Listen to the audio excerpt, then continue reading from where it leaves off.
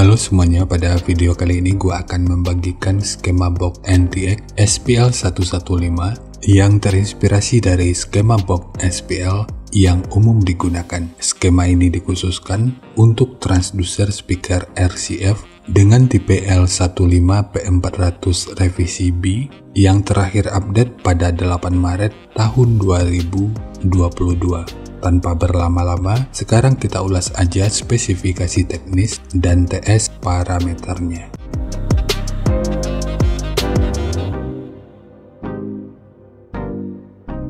Kita mulai dari ukuran transducer speakernya.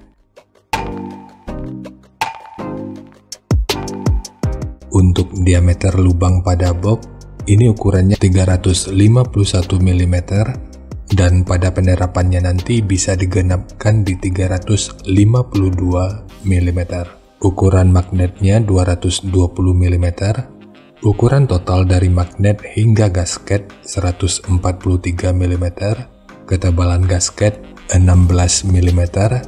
Ukuran terluarnya 393 mm. Dan mungkin masih ada istilah yang salah dari cara penyebutannya. Di waktu berikutnya akan terus gue coba untuk perbaiki.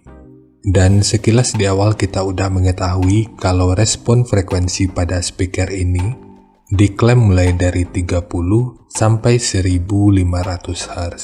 Tapi dari grafik ini sepertinya akan cukup jauh jika ditargetkan pada frekuensi infrabass atau menggunakan titik potong di bawah 30 Hz. Kalau bisa sih tentu akan bisa-bisa aja, namun mungkin akan banyak energi yang terbuang sia-sia karena faktor impedansi pada area ini terlihat sangat tinggi. Sekarang kita beralih ke spesifikasi teknis dan TS parameternya. Kita intip beberapa poin utama dari spesifikasi teknisnya. Untuk nominal diameter, ini ukurannya 381 mm atau 15 inci. Impedansinya 8 ohm, program power 1600 watt, power handlingnya 800 watt. Jadi pada bagian ini yang ditonjolkan itu adalah program power dan bukan power handlingnya. Jika lu masih ragu dengan perbedaan antara nominal power handling dengan program power ini udah pernah gua bahas pada video yang akan gua selipin di pojok kanan atas video ini, atau nanti bisa juga dicek pada kolom deskripsi. Kemudian untuk sensitivitasnya 97 dB, rentang frekuensi mulai dari 30 sampai 1500 Hz. Kemudian minimum impedansinya 6,3 ohm. Jadi di sini udah disertakan minimum impedansinya. Nanti akan kita uji sampai di frekuensi berapa idealnya. Namun yang pasti, dengan minimum impedansi seperti ini, sebaiknya persiapkan amplifier yang mampu hingga 6 ohm untuk mendapatkan respon frekuensi yang lebih optimal. Kemudian untuk ukuran voice coil-nya ini 102 mm atau 4 inci. Untuk rincian parameter teknis lainnya bisa dicek sendiri. Sekarang kita beralih ke spesifikasi utama yaitu TS parameternya. Untuk Fs ini 36 Hz, DCR 4,8 ohm, QMS 7,5, CAS 0,27, GTS 0,25, BL 24,8 Tesla meter, MMS 150 gram, fast 160 liter, SD 0,09 meter persegi, XMAX 8 mm, induktansi voice coil-nya 1,2 mH, efisiensi 2,6%. Untuk jenis box speaker, jika kita mengambil patokan pada referensi ABP, ini tentu lebih direkomendasikan untuk digunakan pada box dengan lubang angin. Karena untuk ABP-nya, ini sekitar 133,3. Cara mengetahui ABP ini juga udah pernah dibahas pada video yang akan gue selipin di pojok kanan atas video ini, atau nanti bisa juga dicek pada kolom deskripsi. Sekarang kita masuk aja ke rincian semuanya.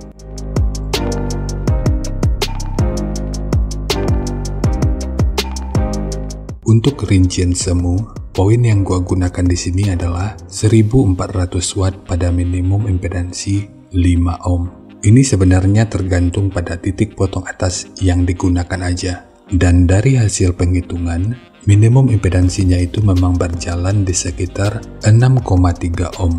Jadi persis seperti informasi yang ada pada lembar spesifikasinya. Namun jika lu ingin impedansinya bisa bermain aman di 6 ohm, maka titik potong atasnya sebaiknya nggak lebih dari 220 Hz. Lalu rekomendasi titik potong bawahnya ini di 65 Hz dan atasnya boleh menyesuaikan. Ini sifatnya tentu nggak mengikat. Jadi nanti bisa dicoba aja sesuai karakter yang diinginkan. Dan untuk slope nanti juga boleh menyesuaikan. Kemudian untuk puncak SPL-nya, ini diperkirakan mencapai sekitar 130 desibel.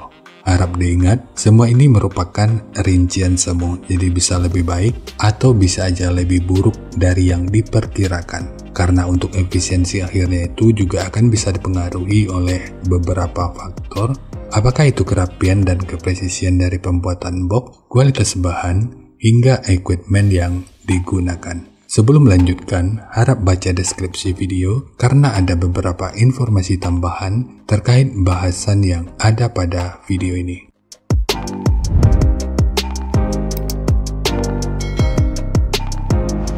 Dan berikut referensi yang gua gunakan dalam mendesain skema box speakernya. Jadi dari transfer function magnitude ini kita bisa melihat meskipun dipotong di 65 Hz, frekuensi 59 Hz ini udah bisa direspon pada minus 3 dB dan 65 Hz pada 0 dB. Kemudian untuk respon dari portnya, dengan daya 1400 watt, pergerakan udara pada port puncaknya diperkirakan sekitar 16,1 meter per detik. Lalu untuk gain yang dihasilkan oleh port kurang lebih seperti ini.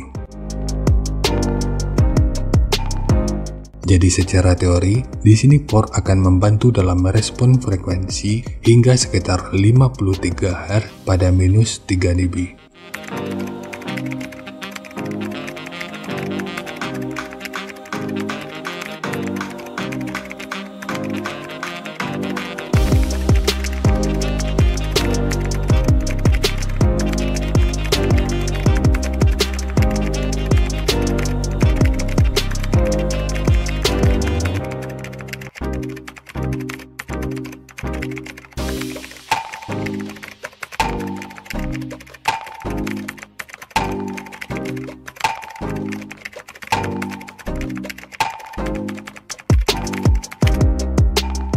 Sekarang langsung kita bahas aja skemanya.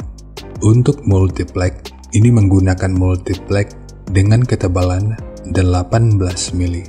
Kita mulai dari tinggi, jadi tinggi box ini adalah 660 mili, panjang ke belakang 700 mili, kemudian lebarnya 500 mili. Yang perlu diingat, ketiga poin ini merupakan ukuran terluarnya. Sekarang kita beralih ke ukuran internalnya. Untuk port, tinggi masing-masing portnya adalah 60 mili. Sementara untuk sekat ini yang kalau kita ukur dari sudut ini sampai ke sudut ini ukurannya 505 mili. Kalau dari bibir depannya, ini total ukurannya 506 mili. Untuk pemasangannya ini dimundurin 1 mili dari bibir depannya yang bertujuan sebagai wadah dari dudukan RAM atau grill speakernya.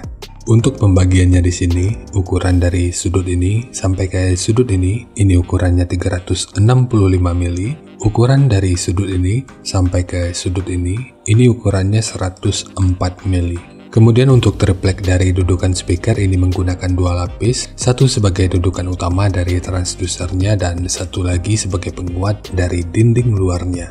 Bagian dinding luar ini tentu juga sangat penting, jadi jangan di skip. Sebab peranan dinding luar ini akan cukup berfungsi dalam memperkuat serta meredam hentakan dari output suaranya. Kemudian untuk tekukan ini ukurannya 128 mili dan ukurannya sama dengan tekukan ini dan ini. Lalu untuk penguatan ini dengan ukuran 80 mili. Kemudian di sudut ini dan ini ditambahkan segitiga yang bertujuan untuk meminimalisir kebocoran dan meningkatkan aerodinamika sehingga proses resonansinya itu bisa berfungsi dengan lebih optimal. Sementara untuk handle, ini hanya untuk estetika dari penyajian videonya aja. Namun jika lu ingin menggunakan handle triplek seperti ini, akan lebih baik jika sudut luar dan dalamnya dibentuk seperti ini. Ini bertujuan untuk aerodinamika, jadi nanti tinggal lu custom aja sesuai kebutuhannya.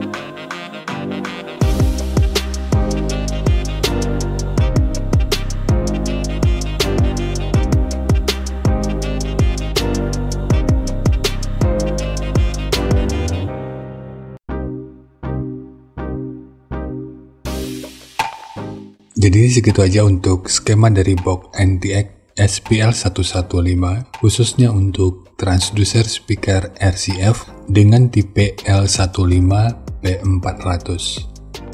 Jika nanti lu punya link review dan video check soundnya, silahkan bagikan aja pada kolom komentar agar bisa dijadikan referensi juga buat teman-teman yang lainnya. Terima kasih untuk lu yang udah nonton sampai detik ini. Bagaimana tanggapannya terhadap skema yang gua bagikan kali ini? Sampaikan aja pada kolom komentar, biar kita sama-sama bisa belajar agar lebih baik lagi. Dan seperti biasa, jika lu suka dengan bahasannya, silakan like dan share aja videonya ke teman-teman lain yang sekiranya juga suka dengan topik yang sama. Untuk lu yang udah berlangganan, terima kasih banyak atas dukungannya. Dan untuk lu yang belum berlangganan, jika berkenan, bantu subscribe-nya. Jangan lupa untuk baca kolom deskripsi dan kunjungi juga tab komunitas untuk mendapatkan informasi dan update terbaru. Jadi ya segitu aja dan kita ketemu lagi pada video yang lainnya.